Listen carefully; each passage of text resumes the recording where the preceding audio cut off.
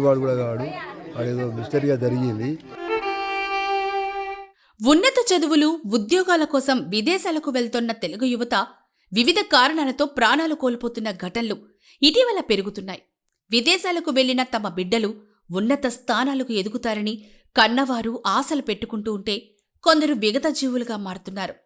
Road ప్రమాదాలు, విహార యాత్రల్లో ప్రమాదాలు, దుండగుల కాల్పులు, ఇలా అనేక సంఘటనల్లో యువత ప్రాణాలు కోల్పోతూ కన్నవారికి పుట్టెడు దుఃఖాన్ని మిగులుస్తున్నారు.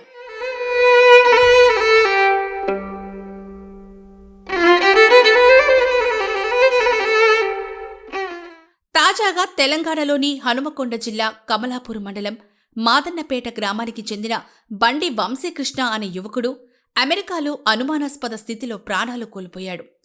చిన్నప్పటి నుంచి చదువుల్లో చురుకుగా ఉండే వంశీ 2 ఏళ్ల క్రితం ఉన్నత చదువుల కోసమని అమెరికాకు వెళ్లాడు. చదువుపై కొడుక్కి ఉన్న ఆసక్తిని గమనించిన ఆ తల్లిదండ్రులు తమ స్థాయికి మించి ఖర్చు పెట్టి అగ్రరాజ్యం పంపించారు. మరి కొద్ది రోజుల్లోనే చదువు పూర్తి చేసుకొని మంచి ఉద్యోగంలో చేరుతాడని ఎదురు చూస్తూ ఉండగా పిడుగులాంటి వార్త వారి చెవిన పడింది.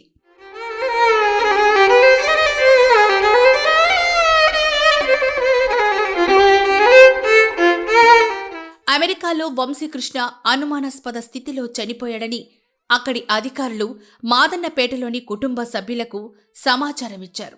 దీంతో ఆ కుటుంబమంతా విషాదంలో మునిగిపోయింది. కన్న కొడుకు చనిపోయాడని తెలిసి కన్న తల్లి బోరున ఏడోస్తుండడం చూసి స్థానికులు చలించిపోయారు.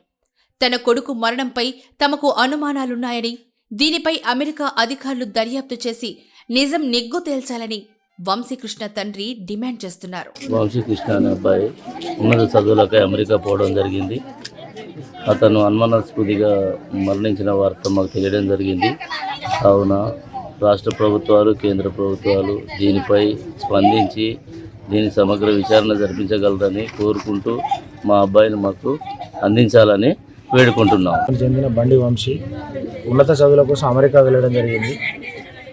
అక్కడ అనుమానాస్పద స్థితిలో మరణించడం జరిగింది.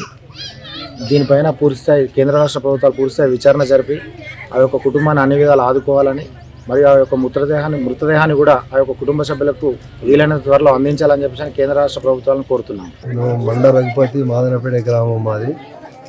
బండి వంశీ అనే అబ్బాయి అనుమానాస్పదంగా చనిపోయిన అమెరికాలో మాకు వార్త వచ్చింది. దాని విషయంలో మాకు అనుమానంగానే ఉంది. అక్కడ చనిపోయేటోడు కాదు, అంత పిరికివాడు కూడా కాడు, వాడేదో మిస్టరీగా జరిగింది.